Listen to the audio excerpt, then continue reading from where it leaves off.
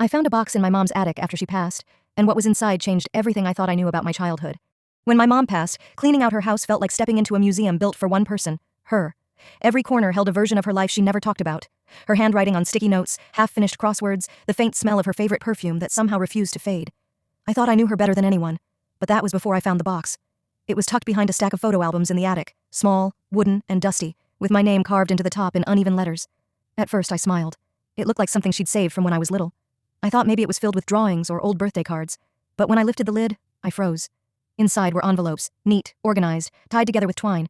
Each one had the same handwriting, not hers, his, my dad's. The man I grew up believing had walked out and never looked back. The man she never let me ask about. The first letter was dated just a month after he left. It started with, "I don't know if she's letting these reach you, but I'll keep writing anyway." I felt my stomach drop.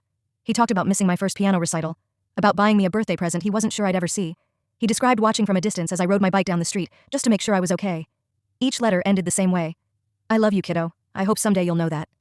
I must have read 20 before realizing I couldn't breathe, because for the first time, I wasn't just missing a parent. I was missing an entire truth. I called my aunt, voice shaking. I asked if she knew.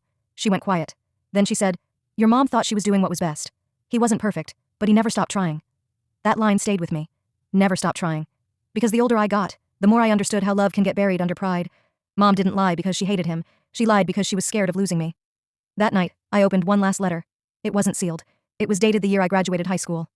"I saw your name in the paper. You looked so grown up in that photo. I don't know if you'd recognize me now, but I still keep your picture in my wallet. If you ever want to talk, I'll be right where you left me." I hadn't realized I was crying until the ink started to blur. I drove out to the address, an old house on the edge of town. The porch light was still on. When the door opened, he looked at me like he'd been expecting this moment for years. He didn't ask who I was. He just said softly, "You kept them?" I nodded, holding up the box. And in that silence, the kind that feels too heavy for words, I realized something. My mom raised me with love she thought was protection. My dad loved me with hope he thought would be enough. And somewhere between them, I grew up carrying both kinds of heartbreak.